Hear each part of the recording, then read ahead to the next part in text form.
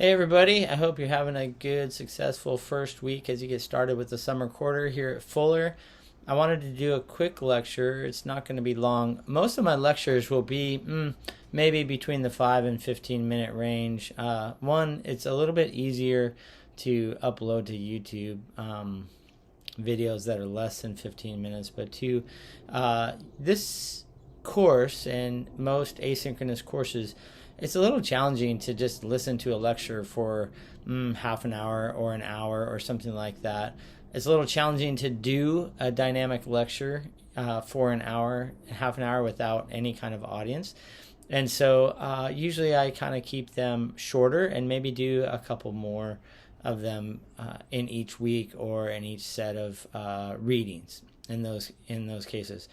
So this is just going to be a short little lecture on the evolution of this course, kind of how it came about in Glenn Stasson's thinking, because he was the originator of the course at Fuller, and he was kind of the person that introduced the paradigm of peacemaking. So on one pole in the conversation, especially in international conflict, you have something like just war theory. On the other side or other pole, you have something like pacifism or nonviolence. And you're reading a little bit about each of these in your textbook by Lisa Cahill, Blessed Are the Peacemakers. And Glenn wanted something to bridge the gap between those two poles, between pacifism and just war theory. And what he wanted was something that everybody could agree on. So as you dive into just war theory, as you get to know it a little bit better, what Glenn wants to say are the peacemaking practices that we're going to talk about in this course are something that just war theorists can incorporate in one of their criteria. That is that you've exhausted all means before entering into a war. And so that's going to be an important aspect that just war theory proponents can utilize just peacemaking principles. On the other side or other pole, pacifists have to get creative in their use of nonviolence. So how do you solve a conflict? And so these peacemaking practices, Glenn argued, were and are ways that you can nonviolently participate in reducing conflict and or eliminating conflict. Now, when we talk about peacemaking, we're not just talking about the absence of conflict, but in the Christian and Judaic traditions, what we want to talk about is something like shalom. So when the scriptures talk about peace in the New Testament, they're talking about a holistic kind of life where people are flourishing, where shalom is present. So you kind of see that in the Genesis 1 and 2 narrative. And then you'll see that in the Revelation narrative when all things are made new again. And so this picture of humans flourishing in God's kingdom is what we're going to move towards when we talk about peacemaking and what we're going to emphasize. That will bring in ideas about love and about justice, about forgiveness, and some of those things that you'll be reading about in your other textbooks. So when Glenn started this, you're reading this week, you're starting Blessed Are the Peacemakers by Lisa Cahill, and she's a good friend of Glenn Stasson's, and we've written chapters in a book called Justice and the Way of Jesus. And then you're reading a chapter from Kingdom Ethics called Doing, Not Dualism, and this is kind of a simplified version of a Journal of Biblical Literature article that Glenn wrote on interpreting the Sermon on the Mount. I used to use that article in this course, but it is pretty technical and it's also a bit long. And so this version that's found in Kingdom Ethics gives you a nice introduction to Glenn's interpretation of the Sermon on the Mount.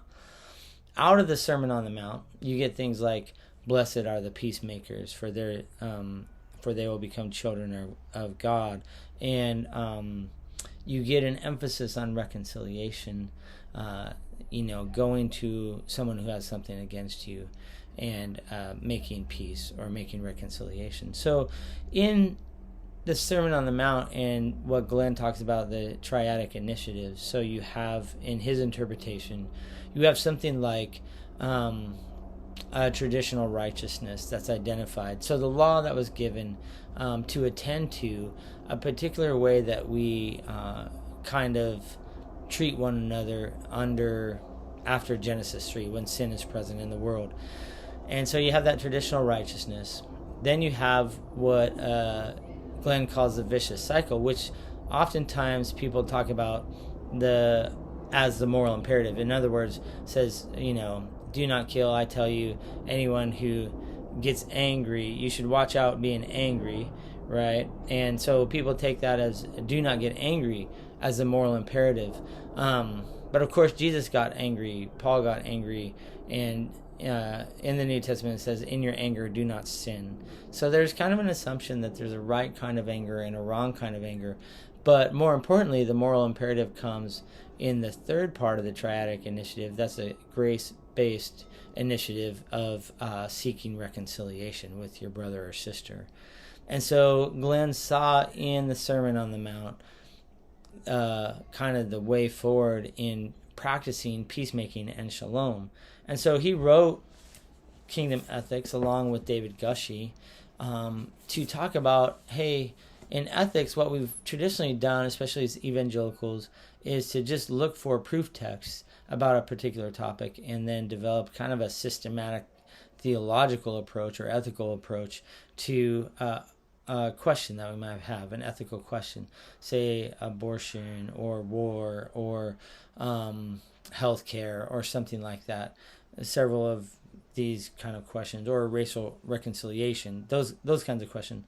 And so he wanted to anchor his ethics in the teachings of Jesus.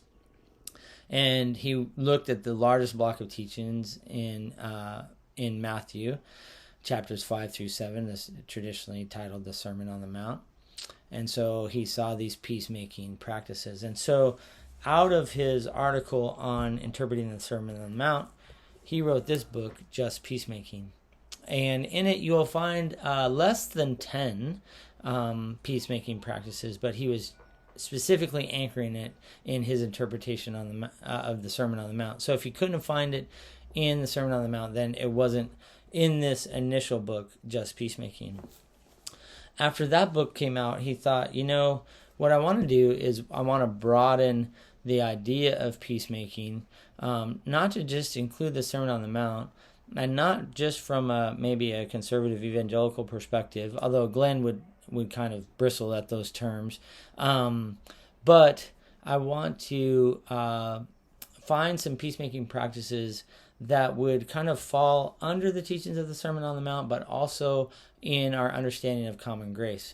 Thus, if we can identify that they work and that they're true, then we can call them a part of God's peacemaking plan.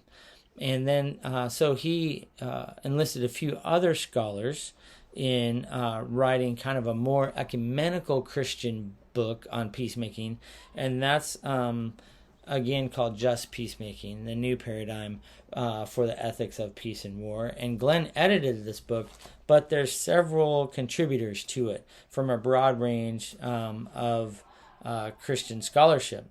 And so you can see in there, if you look that up on Amazon, the different scholars that contribute to the 10, and he expanded it to 10 practices of peacemaking.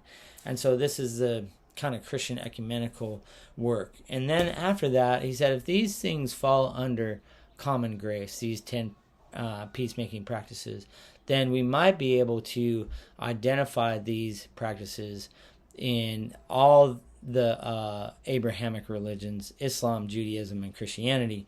And so Susan Brooks Thistlethwaite wrote your textbook for this class, Interfaith Just Peacemaking. And so in this book, what they do is they take the 10 peacemaking practices and they put them in conversation with Christian scholars, scholars from Judaism and Islamic scholars, and they talk about the peacemaking practices, where and how they're expressed in these ancient texts of these great Abrahamic religions.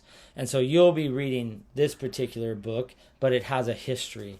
It has, Glenn's interpretation of the Sermon on the Mount, then his articulation of some peacemaking practices, and then him gathering some scholars to talk about this in a broader sense, some Christian scholars, and then also then to broaden it even further to say, hey, this could fit into all the other Abrahamic religions. Okay, and so that will lead us to your textbook that you're reading, Blessed Are the Peacemakers by Lisa Cahill. In it, she'll outline the two poles, pacifism and nonviolence and just war theory, and then talk about peacemaking as well. She calls it peace building. And her and Glenn were very good friends, and so you'll see kind of a lot of crossover from those two when they're talking about that.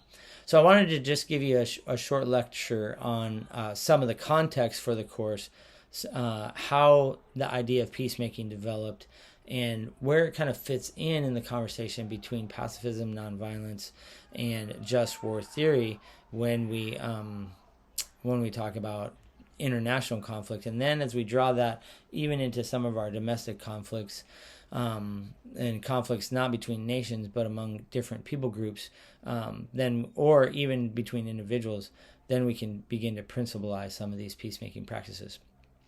Okay, that's about enough for this particular lecture. We're going to talk about a few things that I'm assuming in class from the Christian ethics course that I teach. So we're going to talk a little bit more about what does it mean to develop our ethics out of a tradition. We're going to talk about moral norms and moral authority, and then we're going to begin to apply those in our subject of peacemaking. Okay, I've been enjoying reading your introductions. Look forward to those of you who haven't posted. Look forward to reading yours as well, and I hope that your reading is going well. As always, just please reach out to me if you have any questions or want to talk. I think that what I'm going to do is schedule a office hour for Sunday afternoon. Hopefully that will make available office hours for the most people. Those are not obligatory, voluntary, so you can come or not come. It's up to you, but yeah, it's a way to kind of meet people and to talk a little bit more about the content of the course. There's a little chaos. I live across the street from a middle school, and it sounds like there's a party over there somewhere. So sorry about the background noise. I usually don't edit videos just because I think it's good. It's kind of like a class. If I make a mistake, you get to see that your professor is not perfect. And if there's things going on around, for the most part, if it's not too distracting, then I'll just leave it as it is. Okay? Hope you're having a great week.